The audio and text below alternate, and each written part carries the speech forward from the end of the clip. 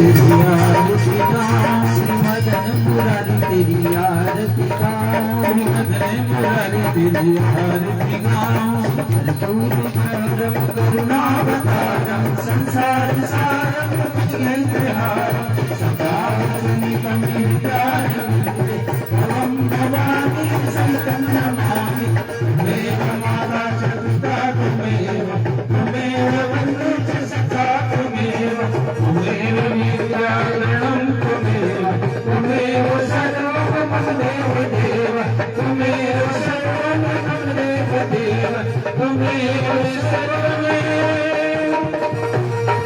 मम देव। बोलिए श्री बांके बिहारी लाल की जय।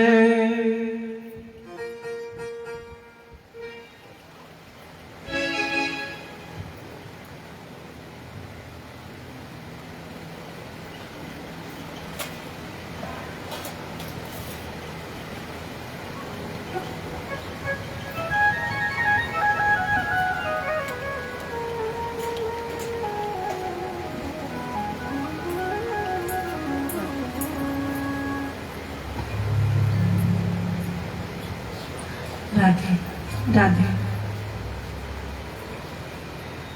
जय जय श्री राधे।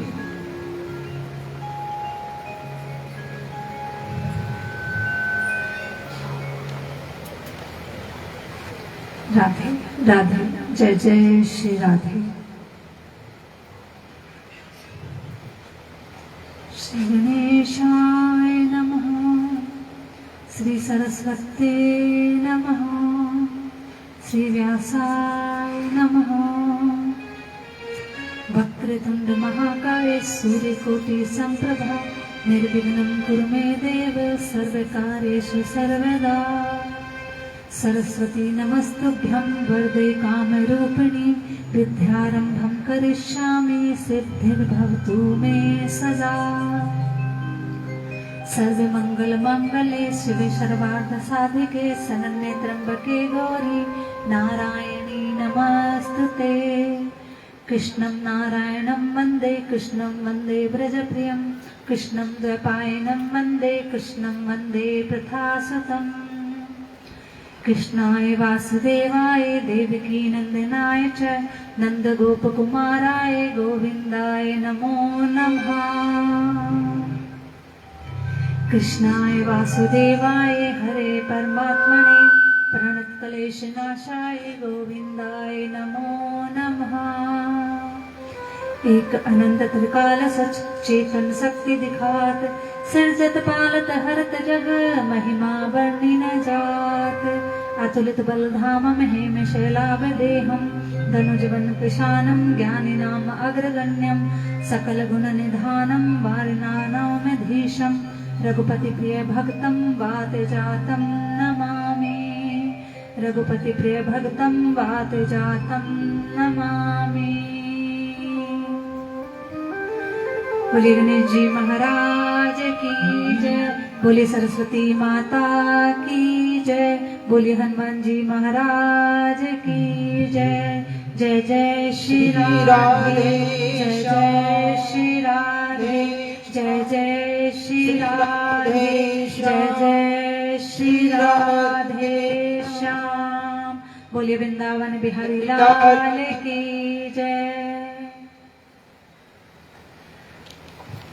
आज भगवान की पावन कथा का प्रथम दिवस। अभी श्रोतागण बहुत कम है क्योंकि गर्मी बहुत ज्यादा है, इसलिए लोगों को अपने घर से निकलने में बड़ा डर लग रहा है। लेकिन भगवान की कथा ऐसे ही आपके द्वार पे चल के नहीं आई है। आपके कितने जन्मों के पुण्य जागृत हुए हैं जब आपको भगवान की कथा में आने का अवसर प्राप्त हुआ है। तो जिसको भी ये अवसर मिला है वो इसको पूर्ण रूप से अपने जीवन में उतारे, उसका लाभ अवश्य उठाए। क्योंकि इतनी गर्मी में अगर आप गंगा स्नान करने के लिए जाओगे तो आपको गंगा जी तक चल के जाना पड़ेगा। गंगा जी और भागवत जी दोनों ही जीवन को पवित्र करती हैं। गंगा जी तन को पवित्र करती हैं और श्रीमद् भागवत की कथा हमारे मन को पवित्र करती है। श्रीमद् भागवत कथा आपके दरवाजे पे स्वयं चल के आई है। दोनों ही प्रभु की देन है हमारे जीवन में। गंगा जी प्रभु के चरण से प्रकट हुई हैं और भागवत जी भगवान के मुख से प्रकट हुई हैं। तो दोनों में बड़ा देखा जाए तो दोनों में बड़ा स्थान किसका है? श्रीमद् भागवत कथा का, क्योंकि वो मुख से प्रकट हुई है। और भगवान की कथा अगर हमें सुनने के लिए प्राप्त हो रही है तो हमें उसका अवसर अवश्य उठाना चाहिए। सैकड़ों काम छोड़कर भगवान की कथा में आना चाहिए। जीवन में कथा सुनने के लिए बहुत मिल जाती है, पर उन कथाओं से हम कितना सीख पाते हैं महत्वपूर्ण ये रखता है। जब भी कथा में जाएं, भगवान की कथा से कुछ ना कुछ अवश्य सीखें, क्योंकि वो जीवन को निर्मल करने वाली कथा होती है। कहीं भी कथा चल रही होती है, व्यक्तियों से पहले, मनुष्यों से पहले भगवान वहां पहुंच जाते हैं। आप आगे कथा सुनेंगे कि जो कथा देवी देवताओं को भी दुर्लभ है, वो मनुष्यों के रूप में, मनुष्यों के जीवन में किस प्रकार से आज जगह जगह हमें प्रसाद की भांति मिल रही है। कलयुग के समय में देखो कितना अच्छा समय चल रहा है कि जगह जगह भागवत हो रही है। जिस समय परीक्षित महाराज अपने जीवन के अंतिम समय में थे, उस समय सुखदेव जी महाराज उनको कथा सुनाने के लिए आए। देवताओं को जैसे ही पता चला कि परीक्षित मरने वाले हैं, इसलिए भगवान उनके उद्धार के लिए उनको कथा सुनाने पृथ्वी पर आए हैं, तो देवता दौड़े दौड़े भागे भागे आए अमृत का कलश लेकर कि प्रभु आप ये अमृत का कलश ले लीजिए, क्योंकि परीक्षित जी की कथा सुनने के लिए उतना ही भगवान इसलिए भगवान की ये कथा बड़ी ही महत्वपूर्ण है। इसका निरादर नहीं करना चाहिए। ये नहीं है कि आज तो जगह जगह पर कथा हो रही है और हमने तो जाने जीवन में कितनी कथा सुन ली, जाने कौन सी कथा में आपका जीवन उतर जाएगा।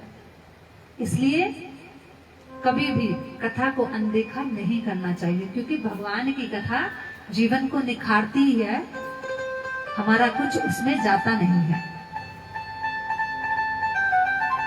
चलिए आज की कथा आरंभ करते हैं। थोड़ा सा भगवान का गुणगान, क्योंकि जब तक हम इस कथा में भगवान को नहीं बुलाएंगे तब तक आनंद भी नहीं बरसेगा। गोविंद चले आओ, गोपाल चले आओ, गोविंद चले आओ, गोपाल चले आओ, गोविंद चले आओ, गोपाल चले आओ, गोविंद चले आओ, गोपाल चले आओ। हे मुरलीधर गिरधर नंदलाल चले आओ, हे मुरलीधर गिरधर नंदलाल चले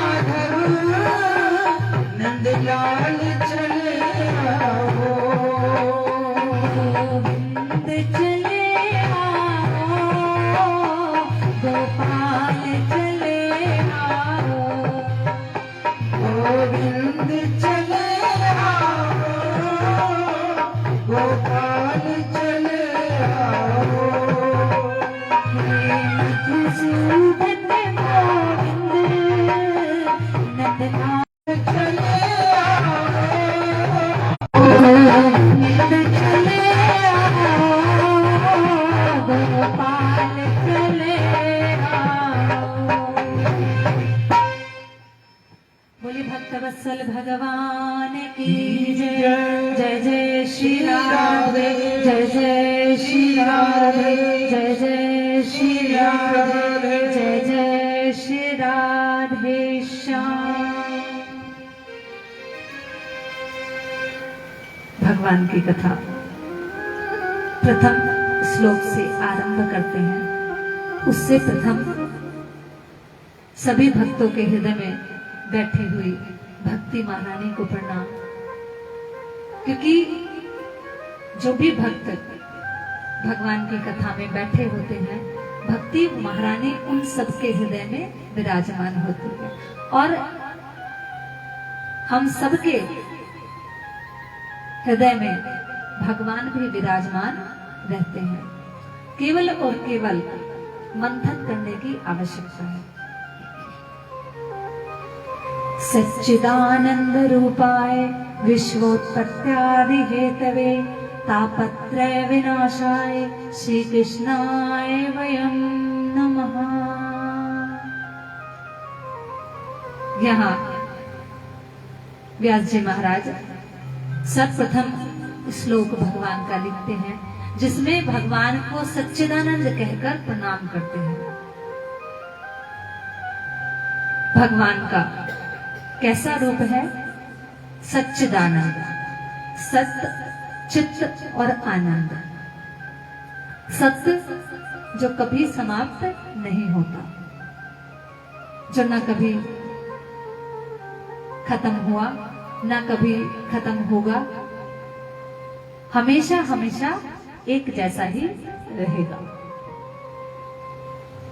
चित्त स्थिति जो हमारे मन के अंदर, हमारे तन के अंदर स्थित है, जिसका कभी भी नाश नहीं होता। चित्त के दो अर्थ बताए गए हैं। एक अर्थ है जीवन, जो भगवान के द्वारा हमें दिया जाता है। भगवान कभी जन्म नहीं लेते, वो हमेशा से थे, हैं और रहेंगे। और दूसरा इसका अर्थ बताया गया है ज्ञान, जो ज्ञान भगवान के द्वारा ही हमें प्राप्त होता है। भगवान के पास ज्ञान स्वतः ही है, भगवान को कोई ज्ञान दे नहीं सकता, इसलिए वो चित्त है। और तीसरा आनंद, भगवान का नाम ही आनंद घन कहा गया है। जिसके नाम लेने से ही जीवन में आनंद हो जाता हो, ऐसे हैं भगवान। हमारे जीवन में आनंद जिस वस्तु से या जिस चीज से हमें खुशी मिलती है, वो आनंद कहलाता है। आपके जीवन में अगर कुछ अच्छा हो जाए तो आपको आनंद मिल जाता है। आपके मन के मुताबिक कोई कार्य हो जाए तो आपको आनंद मिल जाता है, जो स्थिर नहीं है, परिस्थितियों के अनुसार वो बदलता रहता है। लेकिन प्रभु आनंद घन है, जिनको न होने से दुख है और न पाने से सुख है। उनके नाम में ही आनंद है। ऐसे हैं भगवान सच्चिदानंद, जिनको व्यास जी यहाँ प्रणाम करते हैं, जो हमारे जीवन में आध्यात्मिक, अदैविक, भौतिक तीनों प्रकार के तापों को नाश करते हैं। व्यक्ति अपनी इच्छा के अनुसार अपने जीवन में सुख और दुख चाहता है। कोई भी अपने जीवन में क्या दुख चाहेगा? कोई नहीं चाहता। लेकिन सुख और दुख अपने कर्मों के अनुसार ही व्यक्ति को प्राप्त होते हैं। भगवान की सेवा, भगवान की पूजा आपके दुखों को कम कर सकती है, लेकिन समाप्त नहीं करती, क्योंकि जो कर्म आपने किए हैं उनका भुगतान आपको ही करना होगा, किसी दूसरे को नहीं करना होगा। अब ये निर्भर करता है कि ये जो आपके जीवन में अभी घटित हो रहा है वो अभी का है कि पहले का है या जाने कितने जन्मों का है। जो जीवन आपको अब मिला है, हमेशा व्यक्ति को अपने इस समय में जीना चाहिए। जो जीवन आपको अभी मिला है, आप उसको कैसे जीते हैं, आगे की स्थिति उस पर निर्भर करती है। कुछ लोग इतना पूजा पाठ करते हैं, उसके बाद भी उनके जीवन में बहुत सारे दुख आते हैं। इसका मतलब ये नहीं कि भगवान आपकी सुनता नहीं। जो कर्म आपने किए हैं, भगवान दुखों के रूप में उनको आपके सामने लाकर खड़ा कर देते हैं और उनको घटाते रहते हैं। दुखों के रूप में, जो कष्टों के रूप में आपको कोई भी परिस्थिति आपके सामने आती है, वो आपका प्रारब्ध है, जिसको भगवान आपके पूजा पाठ करने से आपके सामने लाए और उसे यही नष्ट कर रहे हैं ताकि आपको आगे आने वाले समय में कोई परेशानी ना हो। इसलिए कभी भी दुखों से डरना नहीं चाहिए। सुख और दुख दोनों सिक्के का एक पहलू है।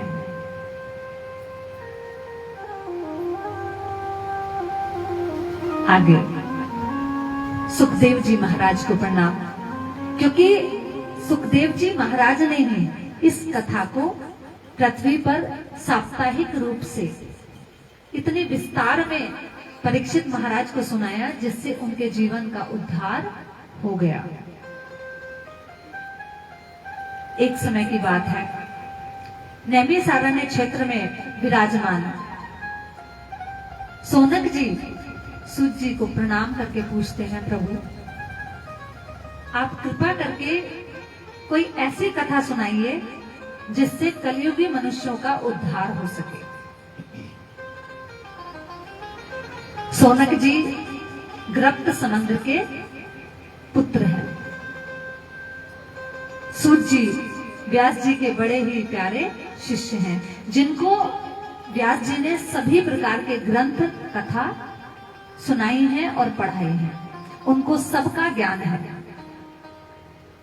अब नैमिषारण्य क्षेत्र में 88,000 ऋषियों के साथ सोनक जी भगवान को प्रणाम करते हैं और सूत जी से कहते हैं कि प्रभु आप हमें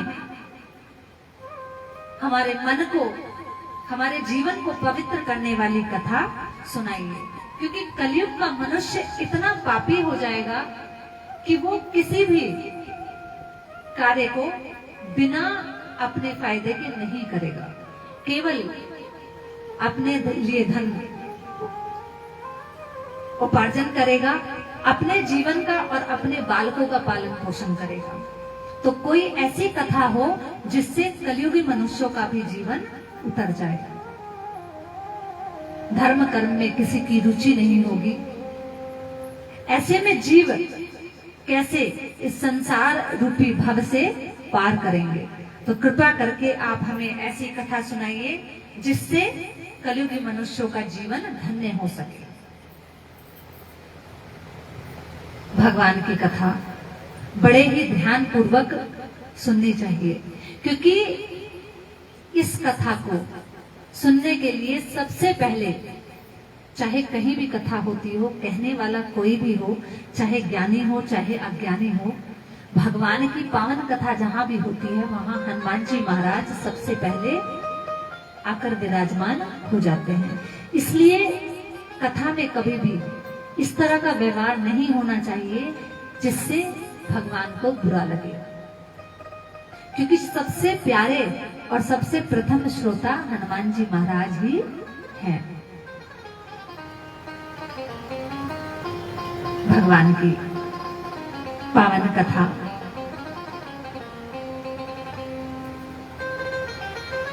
सोनक जी जब ऐसा प्रश्न सूत जी से करते हैं तो सूत जी कहते हैं, सोनक जी आप बड़े प्यारे संत हैं जो हमेशा भगवान की कथा सुनने के लिए ही उतारू रहते हैं।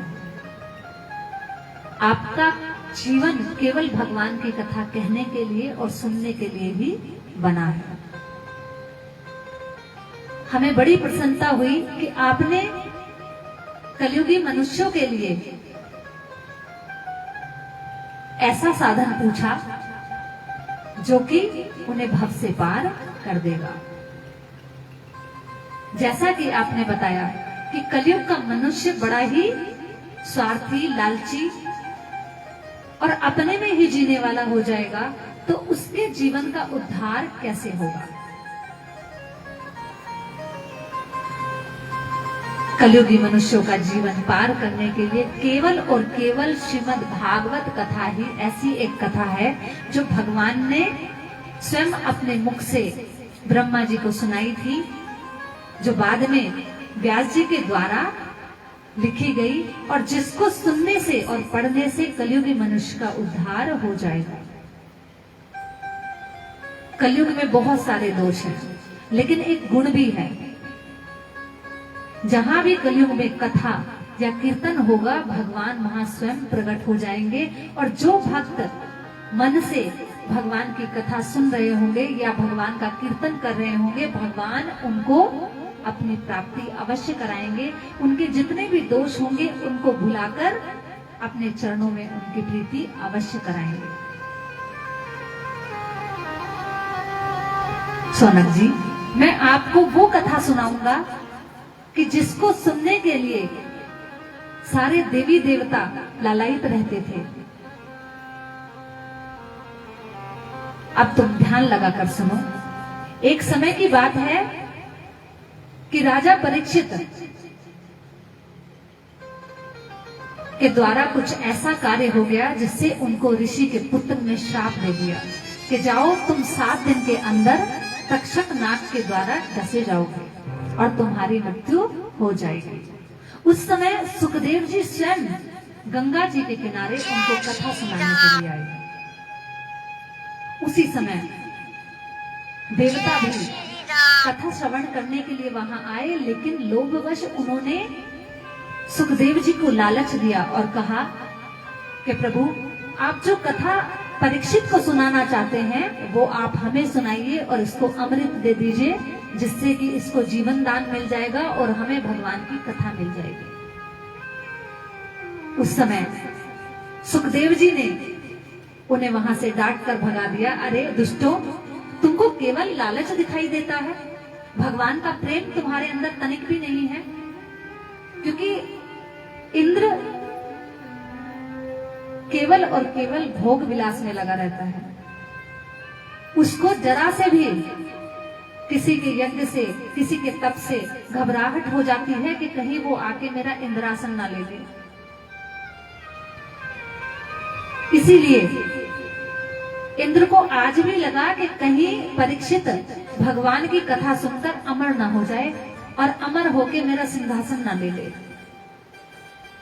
इसीलिए वो यहां आज परीक्षित के प्राणों के बदले सुखदेव जी से सौदा करने आया है। तो उन देवताओं को भी सुखदेव जी ने भगा दिया कि जाओ तुम कथा सुनने योग्य नहीं हो। तो सोचो, जो इस पंडाल में बैठे हैं वो कितने योग्य हैं। कथा हर जगह होती है, परंतु वास्तविकता में आज कथा हो ही नहीं रही है। केवल और केवल नाच गाना होता है, हंसी मजाक होती है और ऐसे ऐसे प्रसंग कहे जाते हैं जिससे जनता प्रसन्न हो जाए। आपको कथा का फल जब प्राप्त होता है जब आप वास्तविक में जो कथा लिखी गई है वो कथा सुने।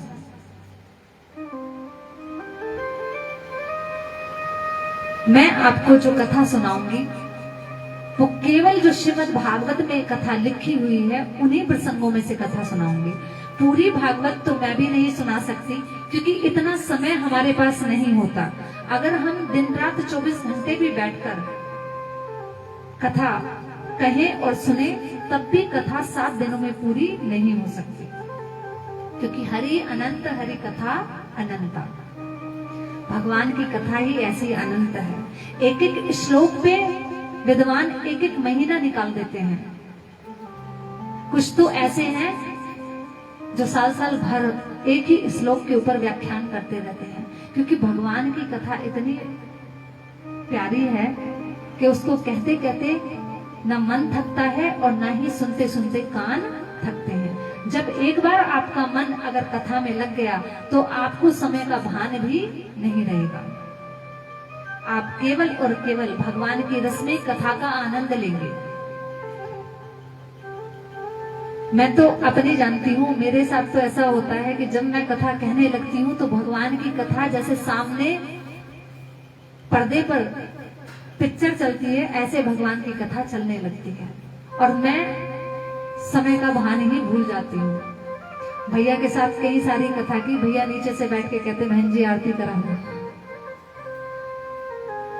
भगवान की कथा में वास्तव में आनंद तभी आएगा जब आप भगवान से प्रार्थना करोगे, हे भगवान हमारा चित्त हमारा मन अपने चरणों में लगाओ, हमें आपकी कथा में आनंद आए। हम कोई डीजे नाइट में थोड़ी ना आए हैं। आज के समय में लोगों ने बना दिया है ये कि कीर्तन नहीं होते, जागरण नहीं होते, भगवान की झांकियां बना के उन्हें नचाया जाता है जिससे कि लोग प्रसन्न हो जाएं और बार फेर करें। सच्चाई तो यही है। पहले के समय में कीर्तन होते थे। खाटू श्याम जी के पुराने भजनों की वीडियो उठा के देखो कि लोग बैठे रहते थे, माइक की व्यवस्था भी नहीं थी, पंखों की व्यवस्था नहीं थी। आज हमें गर्मी लग रही है, अच्छा भगवान की कृपा का अनुभव हुआ कि नहीं? अभी गर्मी नहीं है ना उतनी जैसी कल थी। कल शाम को 8 बजे भी, रात को 8 बजे भी घर के दरवाजे पे बैठा नहीं जा रहा था। अभी राधा रानी की कृपा बरसी ना, तो एक बार जोर से बोलो जय जय श्री राधे। राधा रानी ने कृपा की और मौसम थोड़ा सा बदल गया, क्योंकि वो भी जानते हैं कि भगवान की कथा होनी है तो भक्त कैसे आएंगे, सब परेशान हो जाएंगे, इसलिए थोड़ा सा मौसम ठंडा कर दो। और भगवान ने चाहा, बरसाने वाली ने चाहा तो थोड़ी सी कृपा बरस भी जाएगी, लेकिन बस पंडाल गीला ना हो। तरसल भगवान की जय, जय जय श्री राधे, जय जय श्री राधे, जय जय श्री राधे श्याम। ताकि मुझे पता रहे और जब मैं थक जाऊंगी आपको इशारा कर दूँ, आप भजन गाना या भैया गाना। हाँ एक भजन गाना।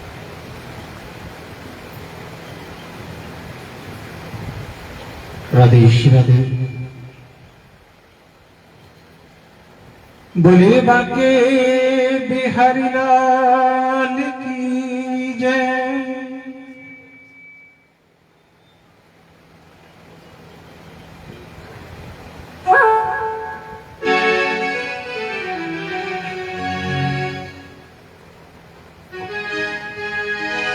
ले लो शरण कन्हैया, तेरी दुनिया से हमें है हारे। ले लो शरण कन्हैया, दुनिया से हम है हारे। ले लो शरण कन्हैया, दुनिया से हम हारे। हम ले लो शरण कन्हैया, दुनिया से हम हारे। ले लो शरण कन्हैया, दुनिया से हम हारे। नहीं छोड़ना ठिकाना, नहीं छोड़ना ठिकाना, फिरते हैं मारे मारे। ले लो शरण कन्हैया, दुनिया से हम हार। हम ले लो शरण कन्हैया, दुनिया से हम हारे।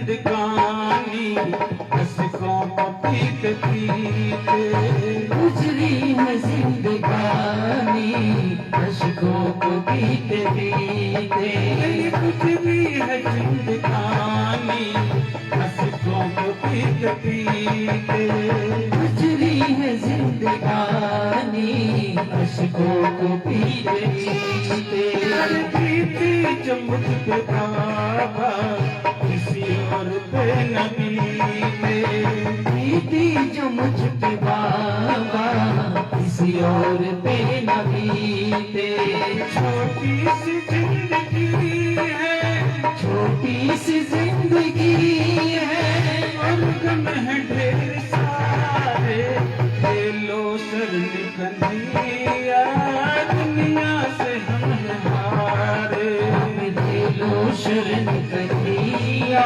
तेरी दुनिया से हम हारे खेलो शरण कन्हैया दुनिया से हम हारे ले लो शरण कन्हैया दुनिया से हम हारे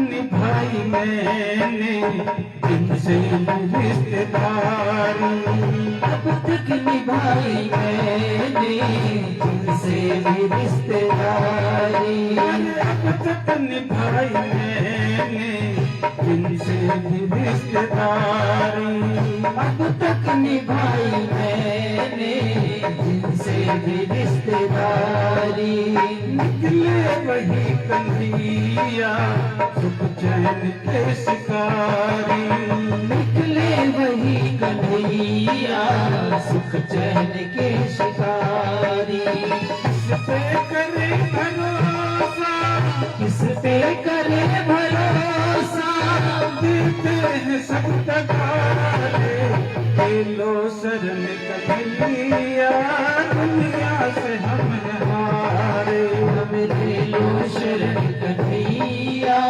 दुनिया से हम हारे हम खेलो शरण कन्हैया दुनिया से हम हारे हम खेलो शरण कन्हैया दुनिया से हम हारे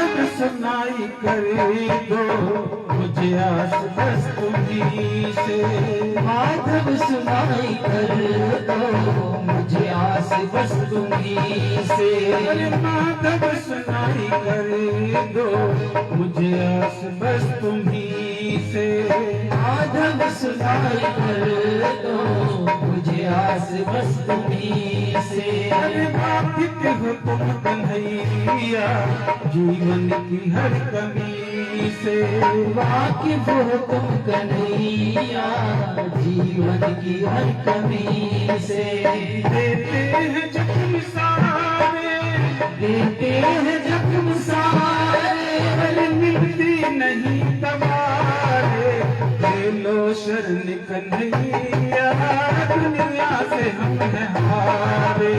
ले लो शरण कन्हैया, दुनिया से हम हारे। हमें ले लो शरण कन्हैया, दुनिया से हम हैं हारे। ले लो शरण कन्हैया, दुनिया से हम हारे। तेरी दुनिया से हम हैं हारे। मेरी दुनिया से हम हारे। तेरी दुनिया से हम हैं हारे। बोले बाके बिहारी लाल की जय जय श्री राधे, जय जय श्री राधे, जय जय श्री राधे श्याम। सत्यता है, ले लो शरण कन्हैया, दुनिया से हम हैं हारे। कोई नहीं है जीवन में अपना, केवल ईश्वर है कोई। जब तक आप अच्छा कमाते हैं तो घर में आपकी वाहवाही होगी, हर कोई आपकी पूछ करेगा। लेकिन जैसे ही व्यक्ति बिस्तर पे पड़ जाता है, कष्ट भोगने लगता है, वैसे ही घर के उपाय करने लगते हैं। हे भगवान, इनको जल्दी से अपनी शरण में ले लो। लेकिन वो व्यक्ति जब तक सही सलामत होता है तब तक कभी भगवान से ये नहीं कहता भगवान मुझे अपनी शरण में लगा लो। क्योंकि संसार की माया ही ऐसी प्रबल है, हर व्यक्ति को, हर जीव को अपने फांसे में फंसा लेती है। पहले के समय में बालक 1.25 महीने तक वह माता के कंट्रोल में रहता था ना। 1.25 महीने तक बालक हंस रहा है तो उसको अच्छा दिखाई दे रहा है कि तूने अच्छे कर्म किए, तुझे आगे अच्छा मिलेगा। और अगर गलत कर्म करता है तो उसको डर लगता है, वो रोने लगता है। होता था ना ऐसे। आज तो वो समय आ गया है कि 2 दिन का बालक सबको पहचानने लगता है। पहले 1.25 महीने से पहले बालक पहचानता नहीं था, क्योंकि वो तब तक बेमाता के कंट्रोल में रहता था। और आज के कंप्यूटराइज में बालक ही ऐसे हो गए हैं, 2 दिन बाद ही पहचान लेते हैं ये मम्मी है, ये पापा। हंसना बोलना शुरू कर देते हैं 1.25 महीने के बाद ही। जब बच्चा हुंगारे भरने लगता था, बच्चे को बोलो तो वो दूसरी तरफ से रिप्लाई करता था, तो बोलते थे अब माँ के बाल झड़ने लग जाएंगे। कहते थे ना ऐसे कि बच्चे ने हुंगारे लेने शुरू कर दिए, अब माँ के बाल झड़ने शुरू हो जाएंगे। आज तो 2 दिन का बालक ही रिएक्शन देने लगता है। ये भगवान की माया है, जो माया अपने चक्कर में डाल लेती है और फिर उसके बाद किसी के लायक नहीं छोड़ती। ये बाप है, ये भाई है, ये बहन है, ये पत्नी है, ये मेरा संसार है। केवल जीव इसी के चक्कर में पड़ जाता है। जब माँ के गर्भ में होता है तो उस समय भगवान से प्रार्थना करता है, भगवान मुझे इस नर्क से बाहर निकाल, मैं बाहर आते ही तेरी स्तुति करूंगा, तेरे नाम का जाप करूंगा। लेकिन उसके बाद बाहर आने के बाद इस 84 के चक्कर में फंस जाता है और केवल यही याद रहता है कि मुझे अपने बीवी बच्चों के लिए कमाना है, मुझे माँ बाप के लिए कमाना है, या मुझे अपने लिए कमाना है। आजकल तो वो समय आ गया है कि जहां थोड़ा सा होश संभाला और विवाह हुआ नहीं तो मुझे अपने माँ बाप के लिए नहीं, अपने बीवी बच्चों के लिए करना है। मेरा घर ना है, मैं अपना घर नहीं देखूं, ऐसे ही बोलने लगते हैं। जिन माँ बाप ने अपना जीवन देकर बालक को पाल पोस कर बड़ा किया, वो बालक ही अपने माँ बाप को आंख दिखाने लगता है। अब आप अपने आप देखो, मैं अपनी गृहस्थी संभालूंगा, उसके मुख से यही शब्द निकलते हैं। भगवान की कथा अति पावन है, कथा में प्रवेश करते हैं। जिस समय पूर्व काल में भगवान की ये पावन कथा सुनकर परीक्षित जी को भगवान का धाम प्राप्त हुआ, भगवान की भक्ति प्राप्त हुई, तो ब्रह्मा जी भी सोच में पड़ गए कि सारे सत्कर्म एक तरफ, सारे ग्रंथ एक तरफ, और ये श्रीमद् भागवत कथा एक तरफ। और उन्होंने अपने ब्रह्म लोक में तराजू में तोल कर देखा तो श्रीमद् भागवत कथा सबसे भारी निकली। क्यों? क्योंकि यह कथा हमारे जीवन को निर्मल करती है, हमारे जीवन में भगवान की प्राप्ति कराने वाली है और हमें अंत में भगवान के धाम को पहुंचाने वाली है। जिसको जीवन मिला है उसकी मृत्यु भी अवश्य आएगी, ये अटल सत्य है। परंतु हम यही भूल जाते हैं, केवल ये सोचते हैं चाहे कितना भी बूढ़ा मनुष्य हो जाए मैं मरूं ना, भगवान और थोड़े से दिन जी जाऊं। अपनी अलग अलग आवश्यकताएं हम भगवान के सामने रखते हैं। अभी तो मुझे ये काम करना है, अब बस नाती पोतों की शादी देख लूं या अब उनके बालक देख लूं। ऐसी ऐसी भावनाएं मन में आती हैं और हर व्यक्ति संसार को छोड़ना नहीं चाहता, मृत्यु से भय लगता है। लेकिन मृत्यु एक ऐसा अटल सत्य है, जिस दिन आपका जन्म होता है उसी दिन वो आपके भाग्य में लिख दी जाती है कि किस प्रकार से आपकी मृत्यु होगी।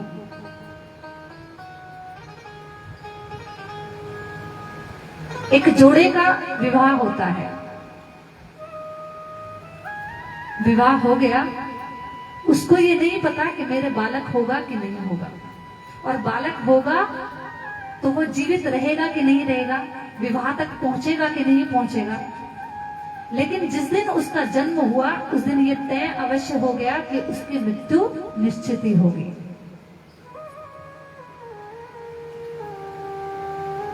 इसलिए जीवन में केवल इतना याद रखें कि भगवान की कथा ही हमें इस संसार रूपी भव सागर से पार कर सकती है। तो जैसे भी हो हमें इस कथा को अवश्य सुनना है। आप भी सुने, अपने पड़ोसियों को भी सुनाएं, सबको पकड़ पकड़ के खींच खींच के लाएं, क्योंकि जितना वो सुनेंगे उनकी कथा सुनने का जो पुण्य होगा आपको भी मिलेगा। इसलिए स्वयं भी आए और अपने आस पड़ोसी को भी लेकर आए। बोलो भक्तवत्सल भगवान की जय। जय जय श्री राधे, जय जय श्री राधे, जय जय श्री राधे श्याम। जब ब्रह्मा जी ने देखा कि भगवान की ये कथा सभी पुण्य कर्मों में और सभी ग्रंथों में सबसे ज्यादा भारी है, तो उन्होंने भी इसी को कलयुग रूपी मनुष्य के जीवन का उद्धार करने वाली कथा समझा और इसे नारद जी को भी बताया। उन्होंने कलयुग में इस भागवत शास्त्र को ही पढ़ने और सुनने से उनके जीवन का तत्काल उद्धार करने वाली समझा। साप्ताहिक विधि से ये निश्चय ही भक्ति को प्रदान कराती है। पहले के समय में कथा निरंतर चलती रहती थी, क्योंकि पहले सबके पास समय होता था, कोई भी हमारी तरह व्यस्त नहीं होता था कि जिसे केवल अपने जीवन के अलावा भगवान की कथा ही प्रिय लगती थी। पहले ऐसे ऐसे भक्त होते थे, ना खाना ना पीना ना सोच इत्यादि जाना, निरंतर भगवान की कथा चलती रहती थी। अभी आप आगे श्रवण करेंगे कि किस प्रकार से भगवान की कथा में भक्तों की बाढ़ आ जाती थी, क्योंकि पहले सतयुग में, द्वापर में और त्रेता में इस प्रकार से कथाएं नहीं होती थी। सनकादिक ने भी देव ऋषि नारद को ये कथा सबसे पहले साप्ताहिक रूप में सुनाई थी। अब सोनक जी सूत जी से पूछते हैं कि प्रभु एक बात बताइए, जब ये इतनी पावन करने वाली कथा है तो इसको 7 दिन में ही संक्षिप्त क्यों कर दिया? ये तो निरंतर चलती रहनी चाहिए। तब यहाँ सूत जी कहते हैं कि सोनक जी सुनो, आज के समय में इतना समय किसी भी व्यक्ति के पास नहीं है कि वो निरंतर भगवान की कथा सुन सके, इसीलिए साप्ताहिक विधि बनाई गई। नारद जी तो कहीं भी एक क्षण भी रुक नहीं सकते।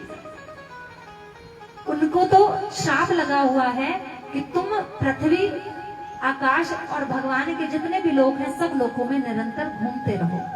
वो भगवान के नाम का जाप करते हुए हर समय घूमते रहते हैं। तो फिर उन्होंने किस प्रकार 7 दिन एक जगह बैठ के ये कथा सुनी। तब सूत जी कहते हैं कि अब मैं वो भक्ति भाव से पूर्ण कथा तुम्हें सुनाने जा रहा हूं, ध्यान पूर्वक सुनो।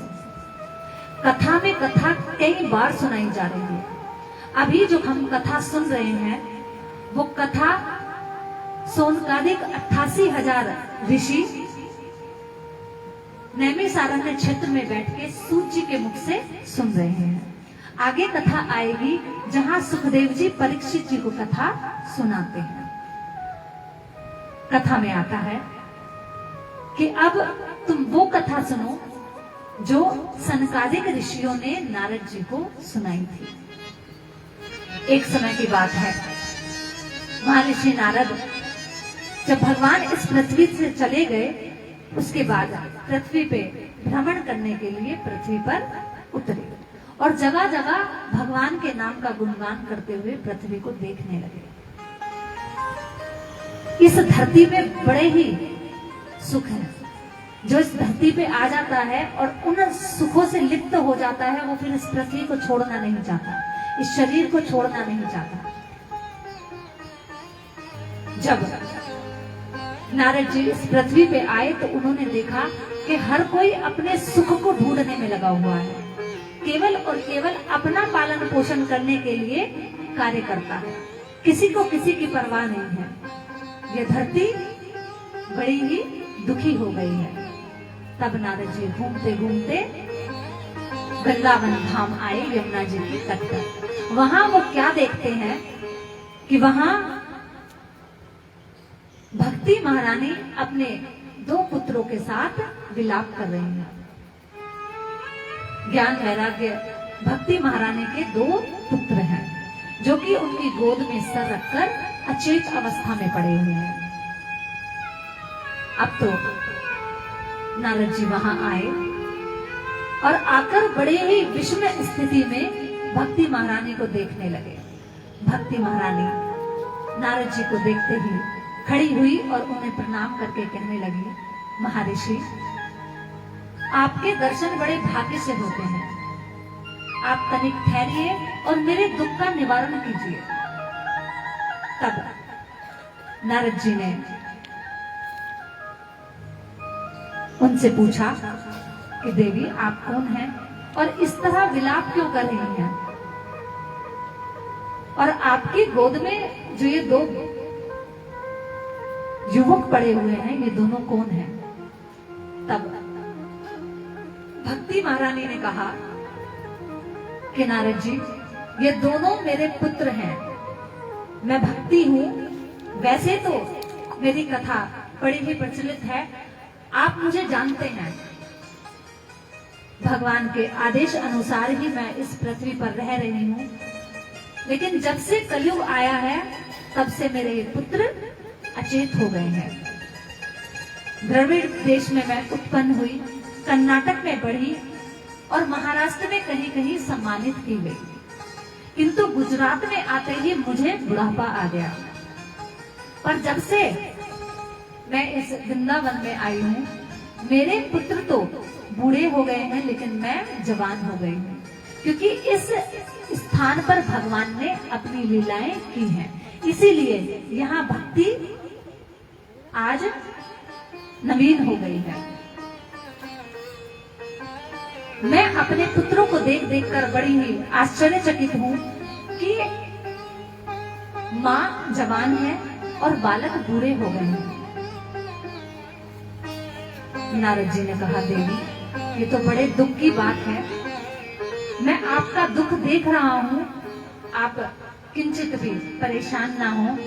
ये कलयुग का प्रभाव है, क्योंकि कलयुग में भक्ति तो रहेगी लेकिन ज्ञान वैराग्य का कोई भी ग्राहक नहीं होगा। न किसी के पास ज्ञान होगा और ना ही वैराग्य होगा। क्योंकि अगर जीवन में वैराग्य आ जाएगा तो इस संसार से मोह छूट जाएगा। और कलयुग में इस कलयुग का इतना प्रभाव है, वो किसी भी जीव को ज्ञान और वैराग्य का बिल्कुल भी प्राप्त होने ही नहीं देगा। इसलिए आप चिंता ना करें, मैं आपके दुख का निवारण अवश्य खोजूंगा।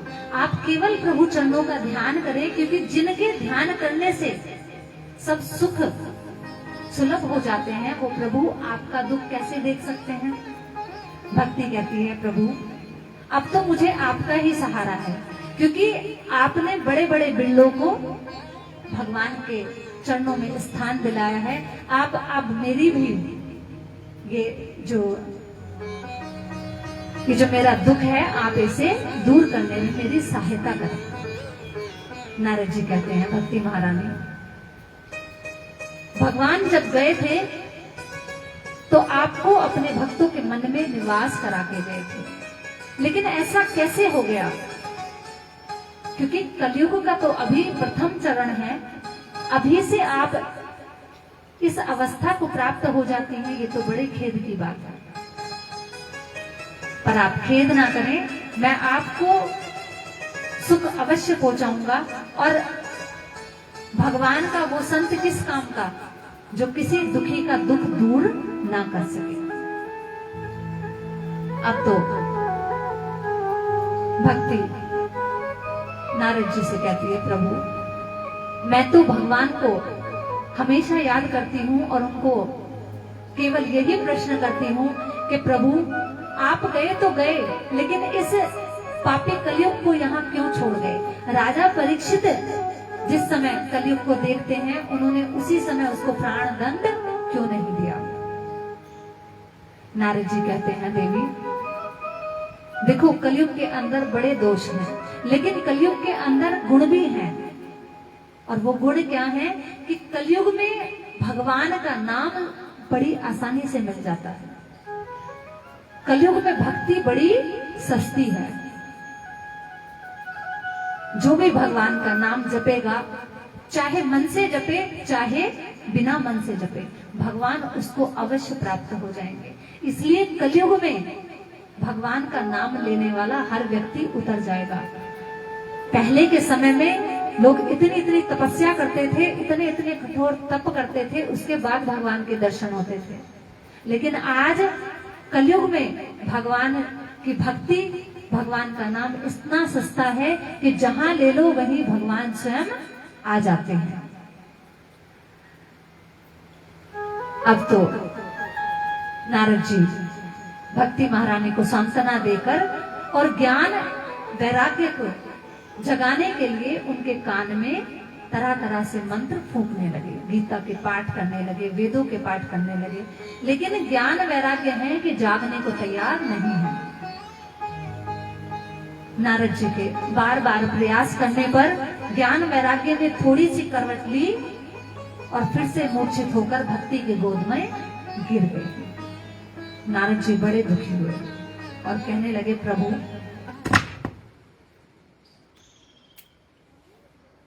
कृष्ण गोविंद हरे मुरारी, हे नाथ नारायण वासुदेवा।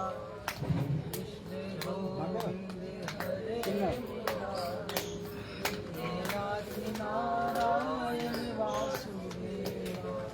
हे नाथ नारायण वासुदेवा, हे नाथ नारायण वासुदेवा।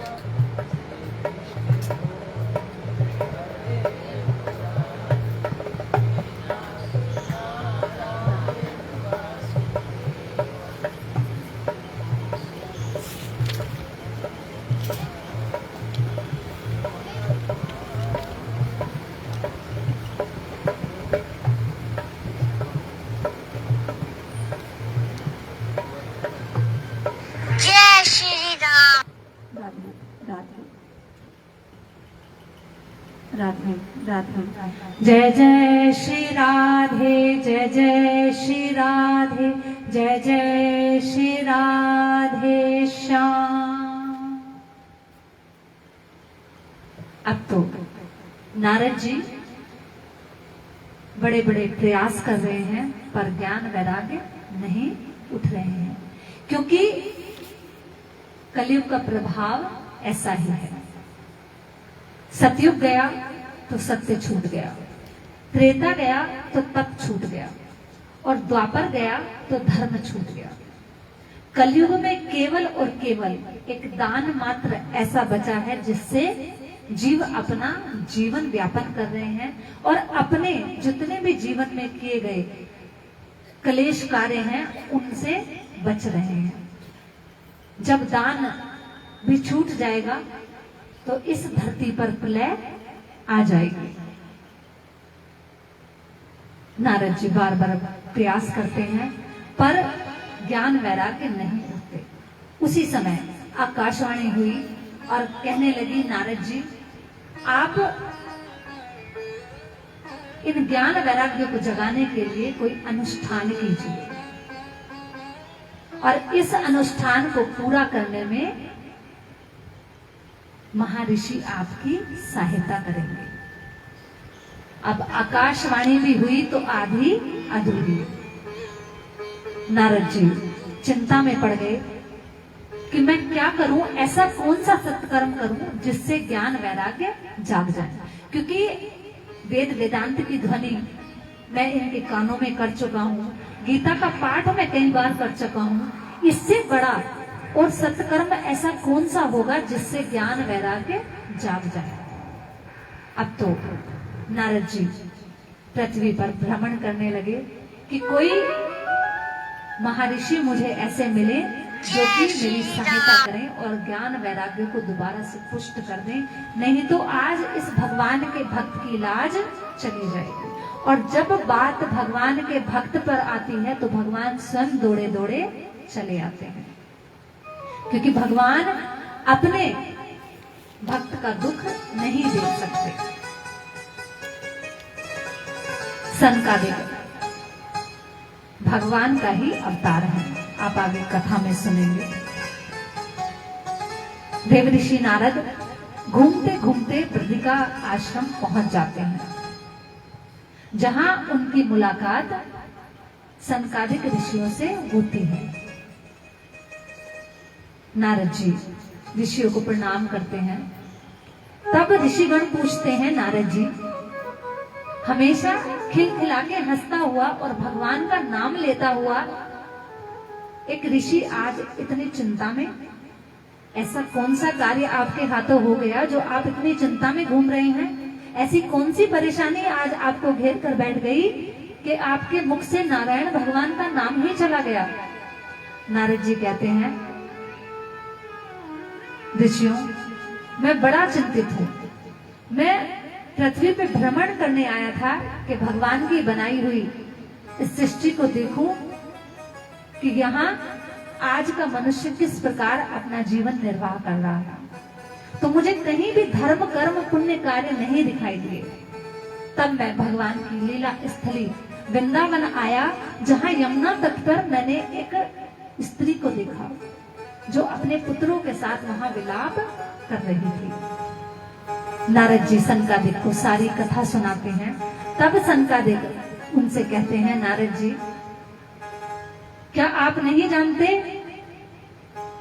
कि इस संसार में सबसे बड़ा सत्कर्म क्या है? नारद जी कहते हैं कि वेद वेदांत और गीता के पाठ से बड़ा सत्संग बता भला क्या हो सकता है। तब सनकादिक ऋषि कहते हैं, नारद जी क्या आप भूल गए कि आपके पिताजी ने आपको चतुर श्लोकी भागवत सुनाई थी, जो आपके द्वारा ही व्यास जी को सुनाई गई और 18,000 श्लोकों में लिखी गई है। आप कैसे भूल सकते हैं? नारद जी को स्मरण हुआ तो नारद जी बड़े ही खेद में पड़ गए, क्योंकि नारद जी ने ही सर्वप्रथम उसे व्यास जी को सुनाया था। उसके बाद व्यास जी ने उस कथा को लिखा था। नारद जी ने कहा कि अगर भगवान की ये भागवत कथा ज्ञान वैराग्य को पुष्ट कर सकती है तो आप मेरे साथ अवश्य चलें। कथा होने को बद्री का आश्रम भी हो सकती थी, यानी बद्रीनाथ में भी कथा हो सकती थी, लेकिन उस समय तक भी बद्री नारायण के दर्शन करने कोई कोई बिरला जाता था। आज की तरह नहीं कि बस भर भर के जा रही हैं और लोग भगवान का दर्शन कर रहे हैं। नारद जी ऋषिगणों को अपने साथ लेकर हरिद्वार के तट पर आ पहुंचे और उसी स्थान पर सोनकादिक ऋषियों ने व्यासपीठ सजाई और जैसे जैसे देवताओं और ऋषिगणियों सबको पता चला, वो सब दौड़ दौड़ कर उस स्थान पर आकर विराजमान हो गए। वहां मानो लाखों की संख्या में, बल्कि अनगिनत संख्या में ऋषिगण और जितने भी देवी देवता, जितने भी जीव उस पृथ्वी पर थे, सभी आकर विराजमान हो गए, क्योंकि भगवान की कथा वहां होनी है। उन्होंने नारद जी से कहा, नारद जी आपको भक्ति और ज्ञान वैराग्य को यहाँ लाने की आवश्यकता भी नहीं है, आप कथा यहीं पर सुने, आरंभ कराएं, भक्ति ज्ञान वैराग्य दोनों यहीं पर आ जाएंगे। भक्ति अपने दोनों पुत्रों के साथ यही कथा के बीच में प्रकट हो जाएगी। अब तो श्रीमद् भागवत कथा का आरंभ हुआ और सनकादिक ने भगवान की कथा का आरंभ शुरू कर दिया। कथा आरंभ हुई। नारद जी एक आसन लगाकर बैठ गए और सनकादिक ऋषियों ने भगवान की कथा आरंभ कर दी। भगवान की कथा आरंभ हुई। भगवान की कथा का महात्म्य सोनकादिक ऋषि नारद जी को सुनाने लगे कि सुनो, ये कथा जीवन को पावन करने वाली है, ये जीवन में आनंद लाने वाली है, ये आपके जीवन को स्थिर करने वाली है। जो भी कलह कलाप आपके जीवन में आएंगे, इस कथा को सुनने से अवश्य ही मिट जाएंगे। बस आप संकल्प करके इस कथा का श्रवण करें, मन में भगवान का चिंतन करें, भगवान का ध्यान करें। ये भगवान की कथा नित्य अगर कहीं सुनी जाती है या इसका पाठ किया जाता है, तो तुलसी को सींचना, गौ की सेवा करना और जितने भी पुण्य कर्म संसार में किए जा सकते हैं, उनके बराबर फल भगवान की कथा को सुनने और पढ़ने से प्राप्त होता है। संसार में भगवान की कथा का मिलना अवश्य ही कठिन है, लेकिन जब आपके जीवन के करोड़ों पुण्य उदय होंगे तो आपको भगवान की कथा अवश्य ही प्राप्त हो जाएगी और आपको उसका लाभ भी अवश्य उठाना चाहिए। कलयुग में बहुत दिनों तक अपने चित्त को स्थिर करना बहुत मुश्किल है, अपने सांसारिक जीवन से छुटकारा पाना बहुत मुश्किल है।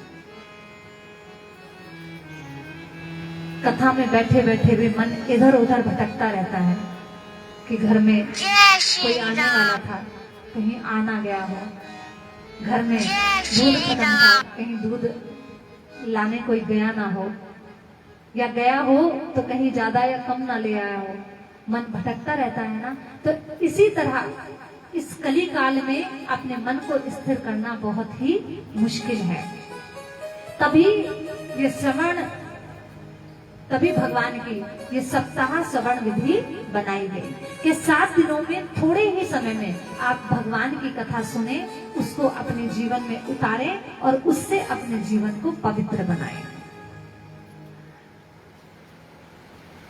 सूत जी कहते हैं कि जब भगवान कृष्ण इस धरा धाम को छोड़कर जा रहे थे, तो उस समय उद्धव जी ने उनसे प्रश्न किया कि प्रभु आप तो चले जाओगे, इस कलयुग का कितना भयानक स्वरूप होगा, यहाँ जीव कैसे रह पाएंगे, कैसे अपना जीवन व्यापन कर पाएंगे। क्योंकि जिस प्रकार सतयुग, द्वापर और त्रेता गया उसी प्रकार कलयुग भी अवश्य आएगा। ये प्रकृति का नियम है कि जब सूर्य निकला है तो सूर्य छिपेगा भी अवश्य, यानी अगर दिन हुआ है तो रात्रि भी अवश्य होगी। तो ऐसे समय में मनुष्य अपना जीवन निर्वाह किस प्रकार करेंगे?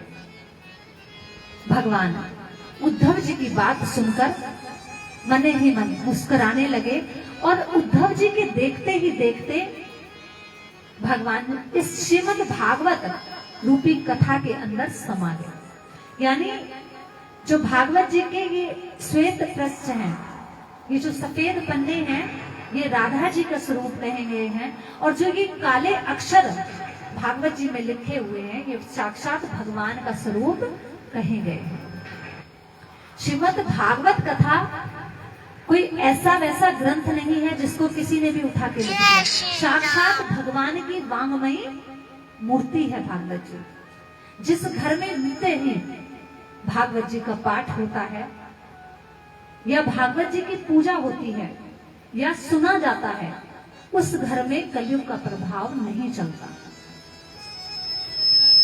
तो प्रत्येक प्राणी को चाहिए कि वो अपने घर में भागवत जी की पुस्तक रखे भी, उसे पढ़े भी और सुने भी। अगर आप पढ़ना नहीं जानते तो आजकल तो इतनी सुविधा हो गई है, आप टीवी पे सुने। और अगर आपके गली मोहल्ले में गलती से ये आयोजन हो रहा है तो उसे बिल्कुल भी छोड़े ना। भगवान उद्धव जी के देखते देखते ही इस कथा रूपी पुस्तक में समाहित हो जाते हैं। ऐसी है भगवान की कथा। अब तो कथा का महात्म्य ही चल रहा था कि सबके देखते देखते भक्ति महारानी अपने दोनों पुत्रों के साथ उस सभा में प्रकट हो गई और चारों तरफ से जय घोष की ध्वनि होने लगी। श्री कृष्ण गोविंद हरे मुरारी, हे नाथ नारायण वासुदेवा। भगवान का उच्चारण करते हुए भक्ति महारानी सबके बीच में प्रकट हो गई। अब इसी कथा में कोलाहल होने लगा कि ये लोग कौन हैं जो कथा के बीच में ऐसे प्रकट हो गए। तब सोनकादिक ऋषि नारद जी से कहते हैं, नारद जी विस्मित ना होइए, ये भक्ति महारानी अपने पुत्रों के साथ यहाँ प्रकट हुई है। ज्ञान वैराग्य भी भागवत जी का महात्म्य सुनकर नवीन हो गए, जवान हो गए, और ये तीनों ही उस कथा के बीच में प्रकट हो गए। भक्ति बोली, प्रभु मैं कलयुग में प्राय नष्ट ही हो गई थी, आपने इस कथा के अमृत से सींचकर मुझे फिर से पुष्ट कर दिया है और मेरे पुत्रों को भी पुष्ट कर दिया है। अब आप मुझे बताइए कि मैं कहाँ बैठूं। तब संकादिक कहते हैं, भक्ति महारानी जितने भक्त यहाँ इस भगवान की कथा के पांडाल में विराजमान हैं, आप उन्हीं के हृदय में निवास कर जाओ।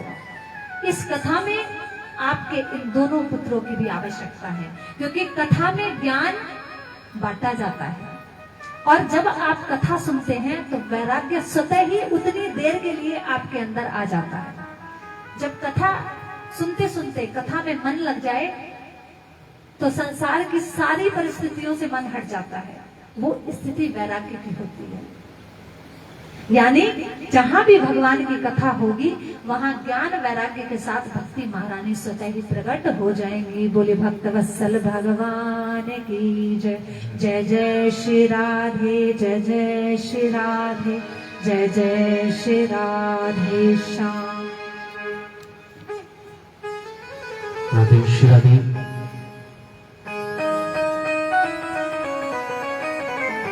बोलिए बांके बिहारी लाल की जय। लागी लगने मत तोड़ना प्यारे, लागी लगने मत तोड़ना, हरि जी मर लागी लगने मत तोड़ना, हरि जी मोहि लागी लगने मत तोड़ना, प्रभु जी मर लागी लगने मत तोड़ना, प्रभु जी मोहि लागी लगने मत तोड़ना। छोड़ना प्यारे, लागी लगन मत तोड़ना, हरि जी मोरी लागी लगन मत तोड़ना, हरि जी मोरी लागी लगन मत तोड़ना, प्रभु जी मोरी लागी लगन मत तोड़ना, हरि जी मोरी लागी लगन मत तोड़ना।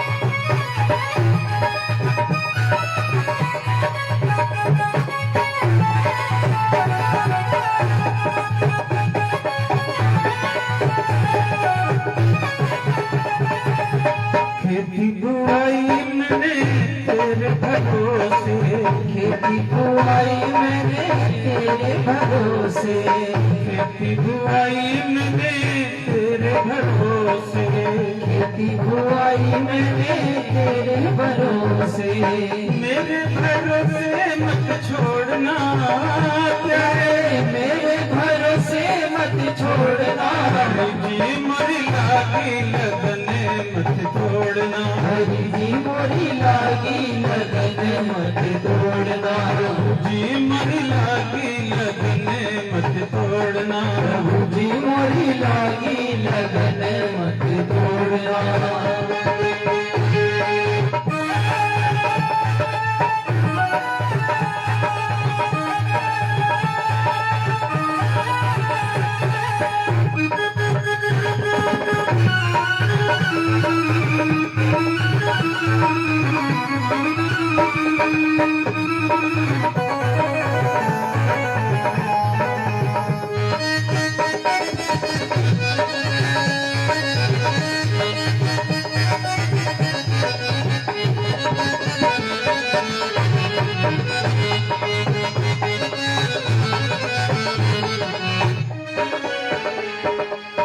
जग है गहरा नाव पुरानी, जल है गहरा नाव पुरानी, जल है गहरा नाव पुरानी, जल है गहरा नाव पुरानी, बीच भंवर मत छोड़ना प्यारे, बीच भंवर मत छोड़ना, हरि जी मोरी लागी लगन मत तोड़ना, हरि जी मोरी लागी लगन मत तोड़ना, जी मोरी लागी लगन मत तोड़ना, प्रभु जी मोरी लागी लगन मत तोड़ना।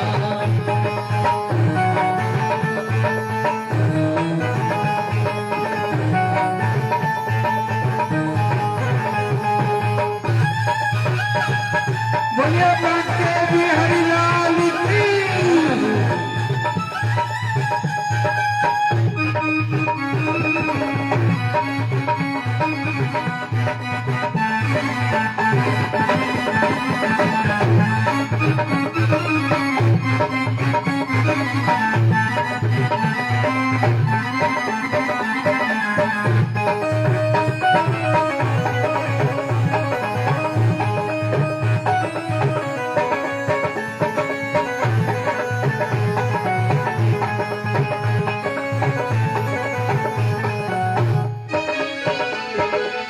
तू ही मेरा सेठ है, तू ही साहूकार है, तू ही मेरा सेठ है, तू ही साहूकार है, तू ही मेरा सेठ है, तू ही साहूकार है, तू ही मेरा सेठ है, तू ही साहूकार है, ब्याज पे ब्याज मत जोड़ना प्यारे, ब्याज पे ब्याज मत जोड़ना, हरि जी मोरी लागी लगन मत तोड़ना, प्रभु जी मोरी लागी लगन मत तोड़ना, जी मोरी लागी लगन मत तोड़ना, प्रभु जी मोरी लागी लगन मत तोड़ना, लागी लगन मत तोड़ना प्यारे, लागी लगन मत तोड़ना जी मोरी लागी लगन मत तोड़ना जी मोरी लागी लगन मत तोड़ना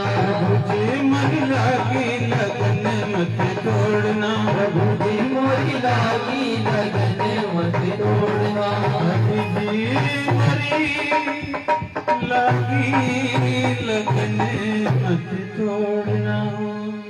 बोलिए बाके बिहारी लाल की जय, राधा रानी सरकार की जय। बोले भक्तवत्सल भगवान की जय। जय जय श्री राधे, जय जय श्री राधे, जय जय श्री राधे श्याम। भक्ति महारानी के, भगवान के भक्तों के हृदय में प्रवेश करते ही आश्चर्य हुआ कि कथा में भगवान भी अपना सिंहासन छोड़कर उस सभा में आकर विराजे।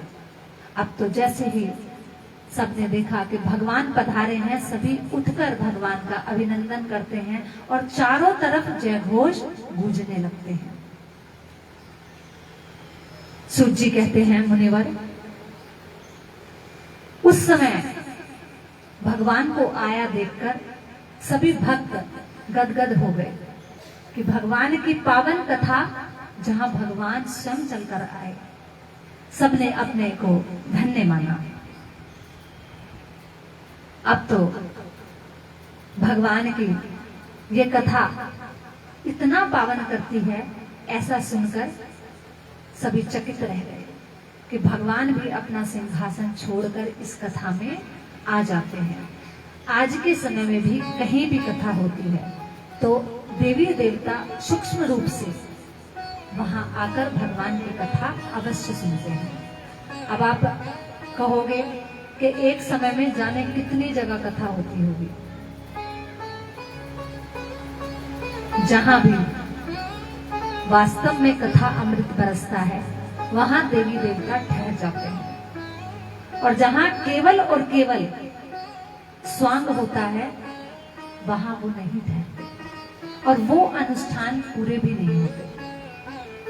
ये सत्यता है, कोई अपने मनमुखी बात नहीं है।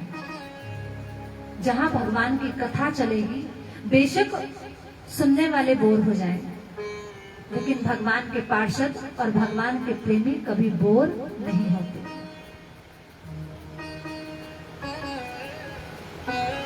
सभी मुनीश्वर सूत जी से कहते हैं कि सूत जी, आपने इतनी पवित्र और पावन कथा सुनाई कि जिसको सुनने से हमारा हृदय पवित्र हो गया।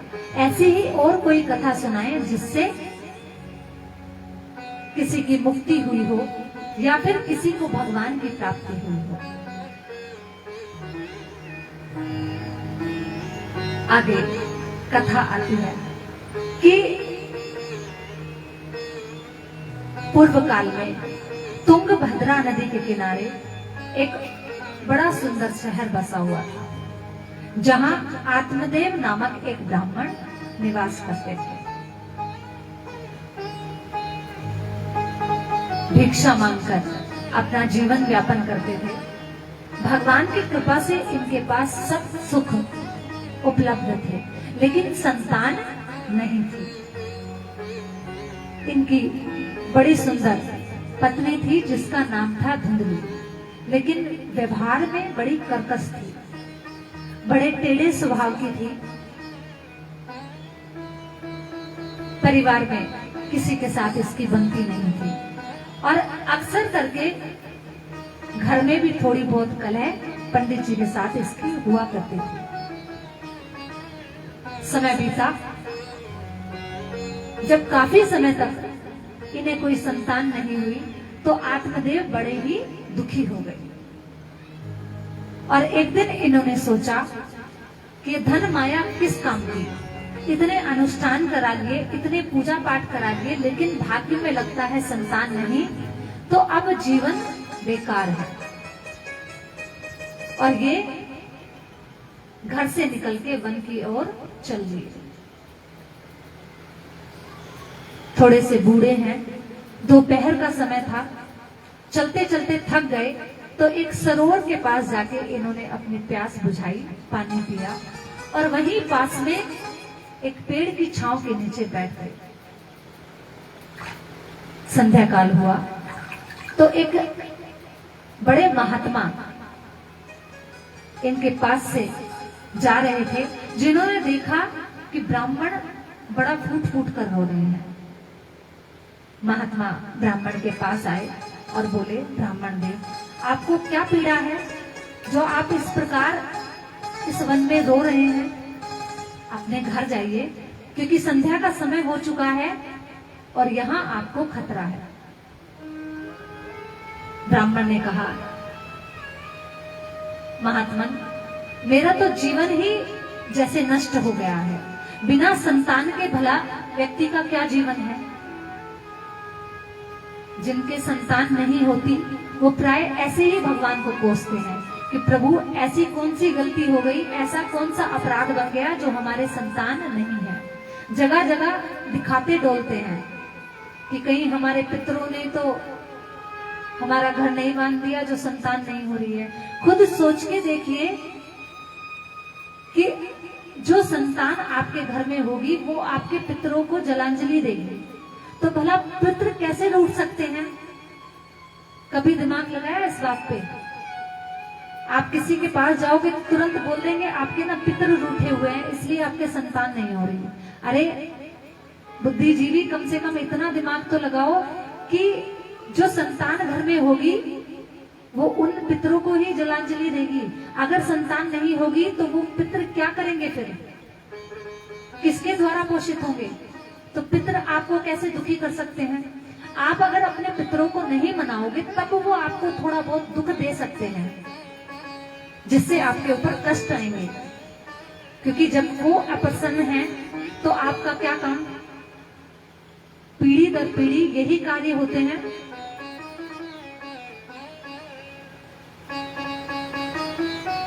जिनके संतान नहीं, वो ये कहते हैं हमारा तो जीवन ही बेकार है। कैसे बेकार है?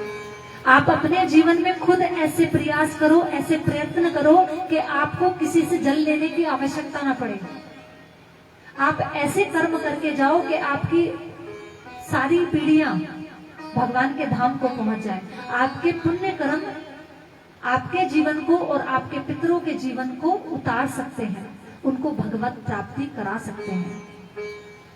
ये केवल मनुष्य के हाथ में होता है कि वो जीते जी ऐसे सत्तर कर्म करे कि उसे किसी की जलांजलि की आवश्यकता ना पड़े, और जो पितृ है वो भी उतर जाए, वो भी भगवान के पार्षद बन जाए।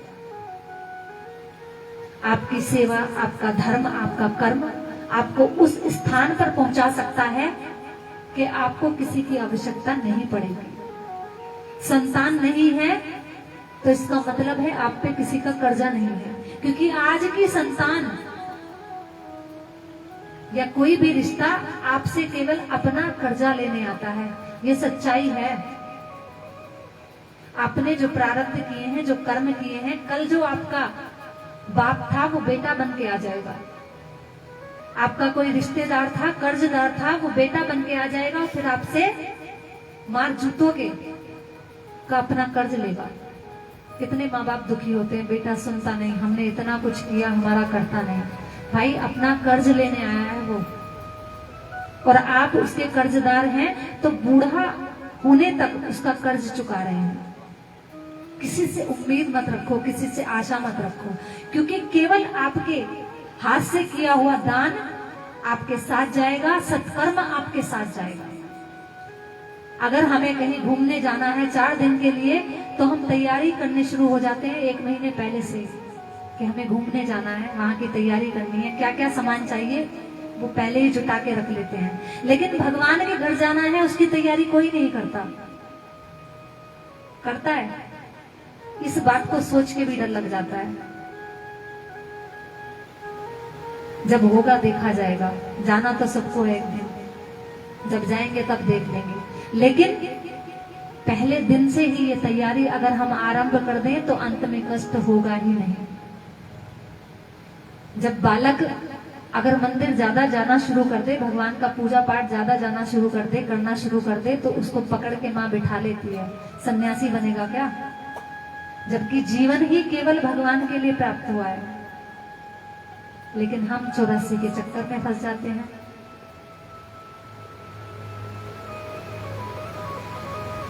भगवान का मन से चिंतन करना चाहिए, भगवान का ध्यान करना चाहिए, सत्कर्म करने चाहिए, जिससे आपको किसी के भी जलांजलि की या किसी के किए की आवश्यकता ही ना पड़े।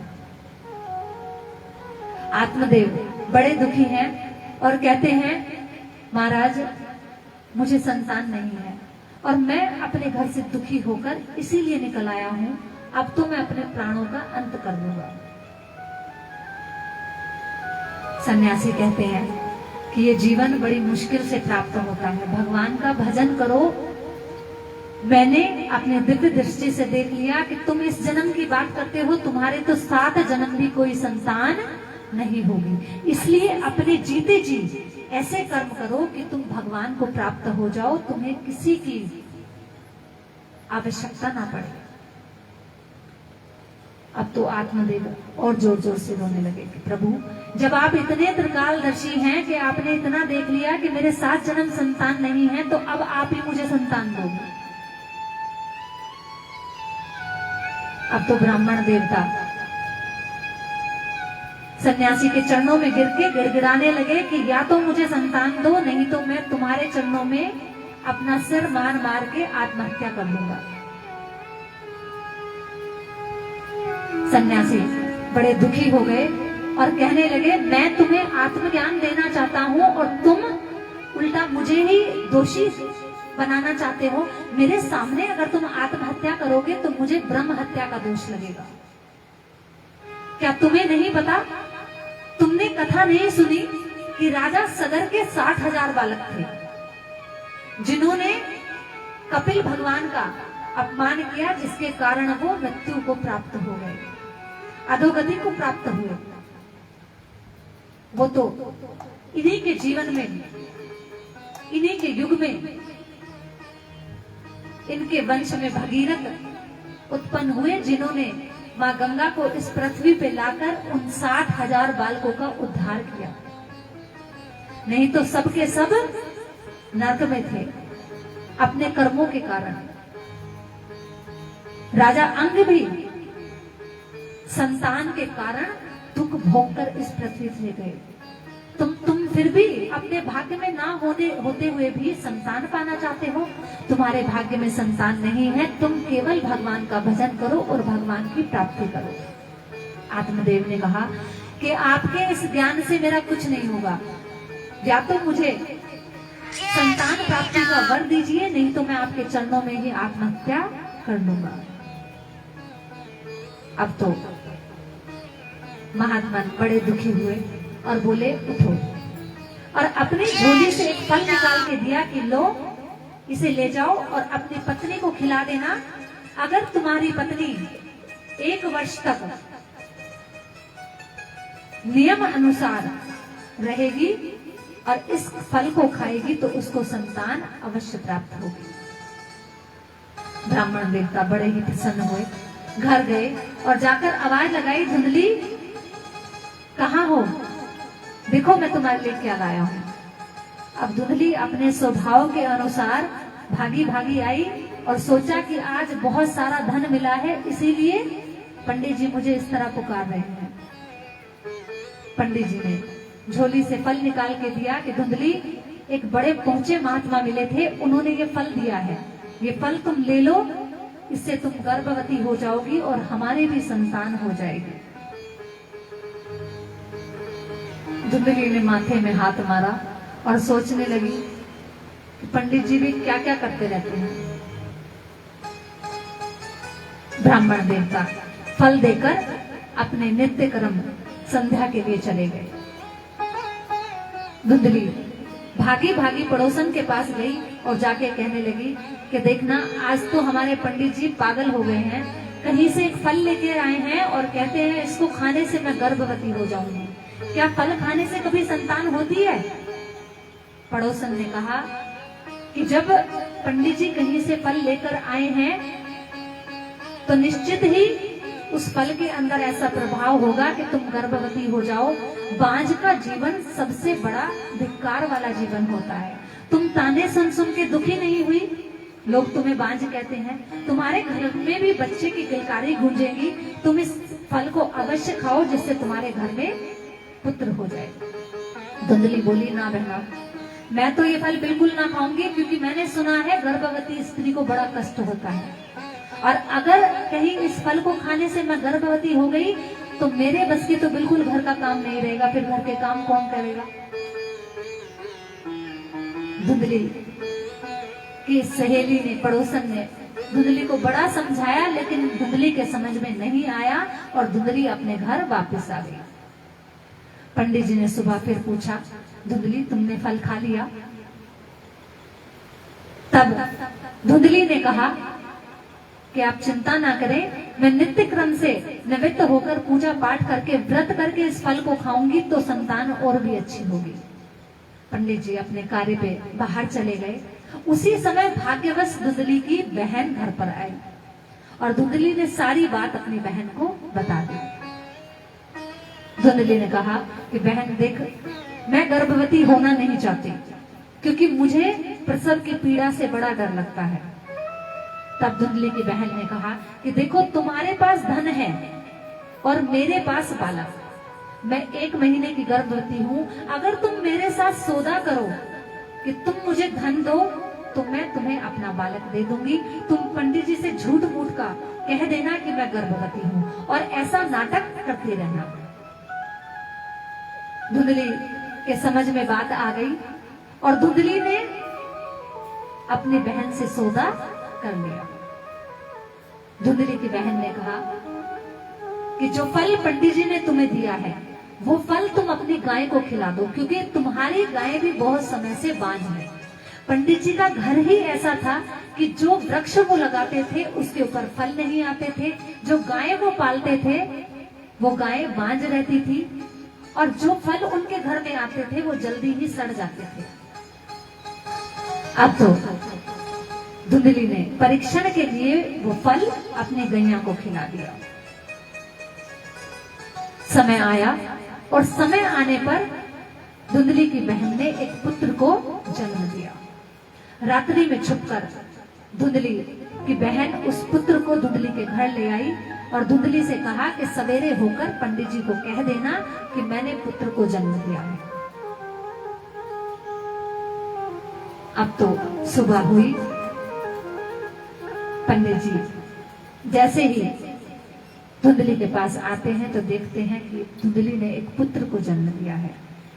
पंडित जी बड़े ही प्रसन्न हो जाते हैं और इस बालक का बड़े धूमधाम से नामकरण कर देते हैं। धुंधली कहती है कि मेरा पुत्र है तो आप इसका नाम भी मेरे नाम पे रखिए। पंडित जी इस बालक का नाम धुंधकारी रख देते हैं। अब तो थोड़ा समय बीतने के बाद जो गाय थी उसको भी एक मनुष्य रूपी बालक होता है, जिसके कान गाय जैसे होते हैं और शरीर मनुष्य जैसा होता है। पंडित जी बड़े प्रसन्न होते हैं कि भगवान ने मेरी सुनी तो खूब सुनी। पहले मुझे पुत्र हुआ, अब मेरी गाय को भी पुत्र हुआ है, तो उसका भी नामकरण बड़े धूमधाम से करते हैं और उसका नाम रखते हैं गोकर्ण, क्योंकि उसके कान गाय के जैसे हैं। दोनों बालक साथ साथ पढ़ते लिखते हैं। समय आता है दोनों बालक बड़े हो जाते हैं। तो जिस प्रकार सन्यासी ने फल दिया था उस प्रकार गाय का बालक गोकर्ण बड़ा विद्वान बनता है। और जैसी नेति वाली धुंधली थी उसकी बहन भी वैसी ही थी, तो धुंधकारी भी वैसा ही दुष्ट प्रवृत्ति वाला बन जाता है। धीरे धीरे गोकर्ण अच्छे संस्कारों वाला बन जाता है और धुंधकारी गलत संस्कारों वाला बन जाता है। जय श्री राम। धुंधकारी गलत संगति में पड़ के घर का सब पैसा उड़ा देता है। माँ बाप प्रेम के कारण अपने बालक को धन देते हैं और वो उसे गलत कार्यों में खर्च कर देता है। एक दिन ऐसा समय आता है कि धुंधकारी अपने पिता गोकर्ण को बहुत मारता है, जिससे दुखी आकर वो अपने जीवन को समाप्त करने के लिए वन की ओर निकल जाते हैं। जहां रास्ते में गोकर्ण महाराज उनको रोकते हैं और कहते हैं, पिताजी आप सब कुछ जानते हैं कि आपको ये बालक कैसे प्राप्त हुआ। आपके भाग्य में बालक नहीं था, तब भी आपने बालक पाने की जिद की। इससे अच्छा था कि माँ बांझ रह जाती। अब आप केवल और केवल अपने बाकी के जीवन में भगवान को प्राप्त करने के लिए भगवान का तप करें। आप वन में जाएं, अपने जीवन को नष्ट ना करें, बल्कि प्रभु प्राप्ति के लिए तप करें, जिससे कि आपको भगवत प्राप्ति हो और आपका जीवन भगवान के चरणों में लग जाए। गोकर्ण की बात सुनकर पिता बड़े प्रसन्न होते हैं और वन में जाके तप में लग जाते हैं। भगवान का ध्यान करते करते एक दिन जीवन लीला समाप्त हो जाती है। इधर धुंधली अपने पुत्र के व्यवहार से बड़ी दुखी है। पुत्र मारपीट करता है और कहता है कि बता, पिताजी का बचाया हुआ धन तूने कहाँ छुपा के रखा है। एक रात्रि धुंधली बड़ी दुखी हो जाती है और अपने प्राणों का अंत करने के लिए कुएं में छलांग लगा देती है, जिससे वो भी मृत्यु को प्राप्त हो जाती है। अब ये कथा सुनकर हमें क्या ज्ञान मिलता है कि जो भगवान ने किया है हमारे जीवन में वो अच्छा है। बार बार जो वस्तु हमें नहीं मिल रही उसको भगवान से जबरदस्ती मांगना नहीं चाहिए। प्रभु जैसी तुम्हारी इच्छा, तुम जो हमें दोगे हम उस हाल में ही रह लेंगे, ऐसी भगवान से हमेशा प्रार्थना करनी चाहिए। जो दिया उसी में संतुष्टि करनी चाहिए। जब गोकर्ण महाराज ने देखा कि अब माता पिता दोनों का अंत हो गया है, तो गोकर्ण महाराज ने धुंधकारी से कहा कि धुंधकारी, मैं कुछ समय के लिए तीर्थ यात्रा पर जाना चाहता हूँ। धुंधकारी ने कहा कि हाँ भैया, तुम जहां जाना चाहो जा कर सकते हो, तुम स्वतंत्र हो। गोकर्ण महाराज तीर्थ यात्रा पर निकल जाते हैं। इसके बाद धुंधकारी पूर्णतः स्वतंत्र हो जाता है और जो बुरे कार्यों में वो लगा हुआ था उन बुरे कार्यों को अब खुल के करता है। वैश्याओं के घर आना जाना इसका लगा रहता था। जब इसने देखा कि माता पिता कोई भी नहीं रहा, अब मैं स्वतंत्र हूँ और ये घर मेरा है, तब उसने वैश्याओं से कहा कि मैं रोज तुम्हारे घर आता हूँ, अब तुम मेरे साथ मेरे घर में चल के रहो। वैश्याएं खुशी खुशी धुंधकारी के घर में धुंधकारी के साथ आकर रहने लगती हैं। अब तो इन वैश्याओं को प्रसन्न करने के लिए धुंधकारी जितने भी गलत करते हैं वो सब करने लगता है। एक दिन धुंधकारी बड़ा हाथ मार के आता है और राजा के घर चोरी करके बहुत सा धन इकट्ठा करके चुरा लाता है। वैश्याओं ने देखा कि आज धुंधकारी ने राजा के घर चोरी की। रात्रि में जब धुंधकारी मदिरा पान करके सो गया, तब इन वैश्याओं ने बैठक की और आपस में चिंतन किया कि ये रोज रोज चोरी करता है और आज इसने राजा के घर चोरी की। एक ना एक दिन ये पकड़ा अवश्य जाएगा और जब ये पकड़ा जाएगा तो इससे पूछा जाएगा कि बता धन कहाँ है। उस समय ये हमारा नाम लेगा और जब ये हमारा नाम लेगा तो हमें भी बंदी बना लिया जाएगा। तो क्यों ना इसको पकड़ा जाना एक दिन जरूर है और इसकी मृत्यु भी निश्चित है, तो क्यों ना हम ही इसे मार दें। वैश्याएं मिलकर चारपाई से धुंधकारी के हाथ और पैर बांध देती हैं और तकिए से उसका गला दबाती हैं। लेकिन पापी का जो मन होता है, जो आत्मा होती है, बड़ी कठोर होती है। वो इतनी आसानी से उसका शरीर नहीं छोड़ती।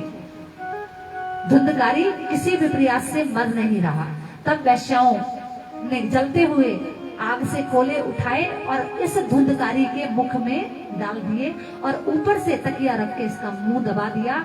बड़ी ही निर्दयता के साथ इस धुंधकारी का अंत हो गया। अब तो जैसे ही जीवन लीला समाप्त हुई, वैश्याओं ने देखा कि धुंधकारी मारा गया, तो उसी के घर के चौक में गड्ढा खोद के उसको दबा दिया और लीप पोत के ऐसा कर दिया कि जैसे यहाँ कुछ हुआ ही नहीं। 2-4 दिन रहने के बाद जितना धन था उसको आपस में बांट के वैश्याएं घर छोड़कर चली गई। बुरी संगति। और हमारे जीवन में भी आसपास लगभग ऐसा ही होता है, जिसको जब तक जरूरत होती है, आवश्यकता होती है, वो साथ रहता है, और जैसे जैसे जरूरत पूरी होती चली जाती है वो साथ छोड़कर चला जाता है। वैश्याएं धुंधकारी का घर छोड़कर अलग अलग अपने स्थानों पर चली गई।